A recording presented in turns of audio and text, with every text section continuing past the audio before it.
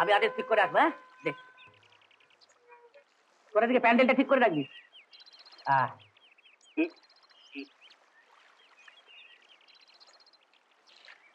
আর ভালো করে ধরবি।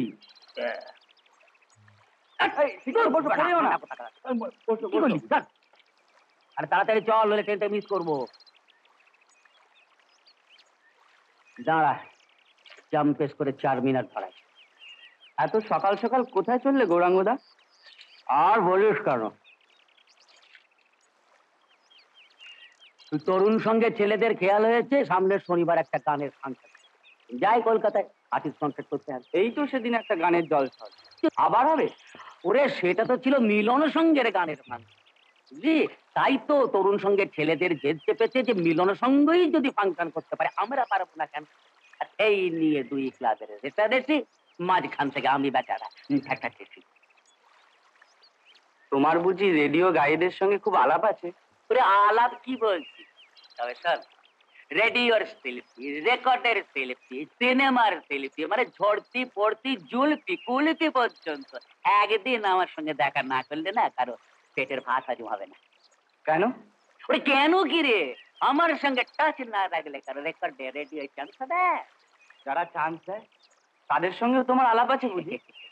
আসালি আসালি, শোন, আমি তখন বম্বে, আর আমাদের ওই অমিতাভ বচ্চন, মানে যে ওই অনুসন্ধান বায়োস্কোপে পাঠ করেছিল, আমার সঙ্গে আলাপ হয়ে গেল। ফিল্ম বড় বড় ডিরেক্টরদের সঙ্গে লাইন করে ওর টাইম এসে গেল, ফাইন হিরো বনে গেল। তোমার তো অনেক জানাশোনা আছে, আমায় একটা করে দাও না। আরে এটা এমন কি কথা? গৌরাঙ্গদা, তোমাদের তরুণ সঙ্গের জলসায় আমাকে একটু গান গাইবার সুযোগ করে দেবে? কোনো লাভ নেই। কেন? আচ্ছা বুঝিয়ে বলছি।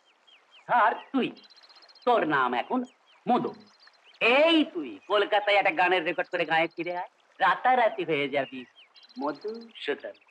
আমি তো কলকাতায় কোনোদিন যাইনি, কিছুই চিনি না। আমি চিনিয়ে দেবো, আমি লাইন করে দেবো। তবে কি জানিস, কিছু খরচ আছে। কিরকম কর, কি ভাবছিস? না কিছু না। ভেড়া ভেড়া ঘাটে গেছে, ভেড়া। আরে ওই ভেড়া ভেড়া ভেড়া ঘাটে ভেড়া। গৌরাঙ্গদা, কিছু বলবি? গৌরাঙ্গদা, আমার 2 বিঘে ধানি জমি আছে, ওটা বিক্রি করে যদি কলকাতা যাই। 2 বিঘে জমি বিক্রি করে আর ক টাকা হবে? হ্যাঁ, চেষ্টা করে খাওয়া থাকাটা ম্যানেজ করে দিতে পারি, কিন্তু ঘুষ, সেটাই তো মোটা টাকা। আমার অনেক দিনের স্বপ্ন, রেকর্ড রেডিওতে একটু গান গাইবো। বলছিস? ঠিক আছে, তোর একটা হিলল্যান্ড করে দেবো। দাঁড়ায় শনিবারে ফাংশনটা মিটে যাক, তারপর তোকে আমি কলকাতায় নিয়ে যাব। কিন্তু একটা কথা, তুই যে আমার সঙ্গে কলকাতায় যাচ্ছিস গাঁয়ের কেউ যেন জানতে না পারে। আচ্ছা। ঠিক। ও বাবা, বাবা আরেকটি কাজ করতে হবে। এই যে সব মানি মানি শিল্পীরা আসছে, তাদের মান রক্ষা তো আমাদের হাতে। একটু বাবাই খেয়া পারাপারটা করে দিস। সে তুমি কিচ্ছু ভেবো না গৌরাঙ্গদা, আমি রাত ভোর খেয়া ঘাটে বসে থাকবো। আমার মানি জানি তুই করি। চলি বাবা।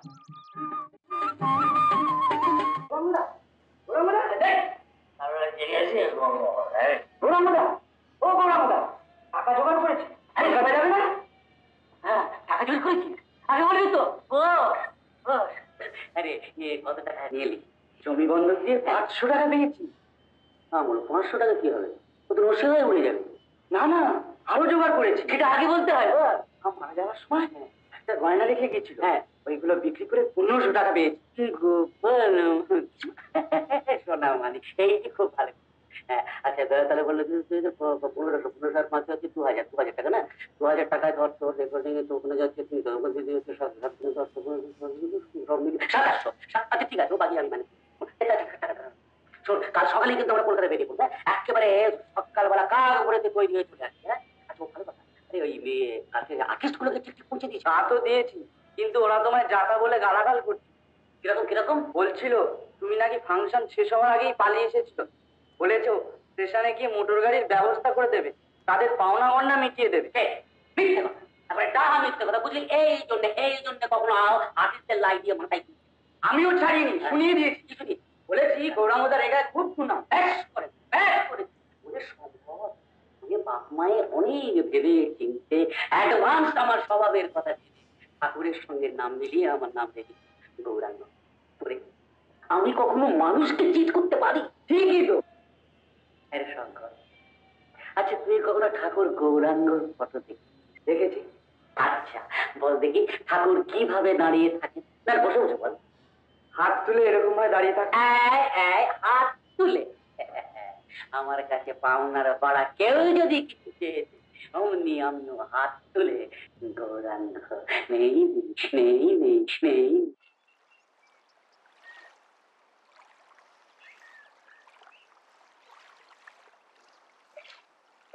কিরে শঙ্কর, কি ভাবছিস? ভাবছি ছোটবেলায় বাবা মাকে হারাবার পর যা কিছু সঙ্গী সাথী, এই নদী, দাঁড় আর নৌকো, এই নৌকো দিয়ে কত পয়সা রোজগার করেছি। আর আজ আজ একে ছেড়ে স্বার্থপরের মতো চলে যাচ্ছি। জানো গৌরাঙ্গদা, এই নৌকোর ওপর আমার বড্ড মায়া। মনে হয় আমার জন্য খুব কাঁদছে। তোর পাগল, এটা কাঠের তৈরি, এর কি প্রাণ আছে? আছে গৌরাঙ্গদা, ওর প্রাণ আছে। ওর প্রাণ না থাকলে আমার চোখে জল আসবে কেন? আমার চোখে জল আসবে কেন?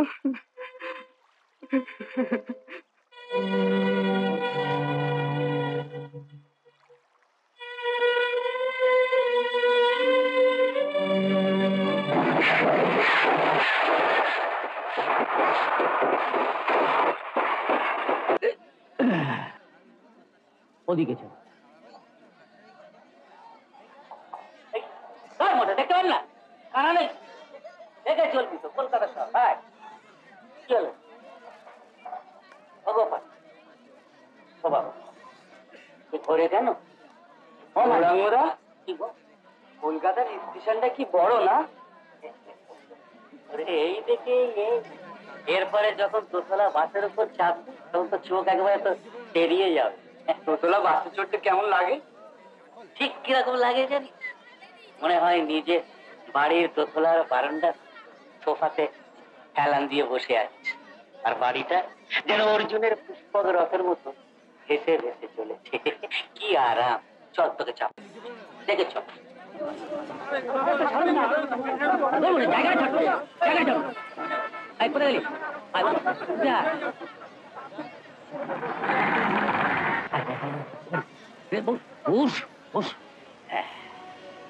এইটা হলে জানিস সামনে আগেও জানলা পাশেও জানলা। দেখ